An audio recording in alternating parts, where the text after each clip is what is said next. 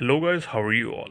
Welcome back to the channel again, and in this video I'm going to simply show you how can you download the Aviator Predictor application here on your PC. For this you should simply click on the official browser of your browser or of your PC, and then you should select official website of Predictor Aviator application to download on your PC.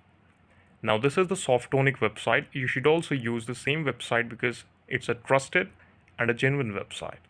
But on this menu, you can see that there's a normally option to download it for Android or Android version. You cannot download it directly to your PC. So what you have to do is simply try it for downloading it on Android. And if you don't want to do it on phone, then you should go to the official website of Predictor Aviator, and you can add a shortcut of the website to your screen and you can use it as application. Thank you so much for watching this video.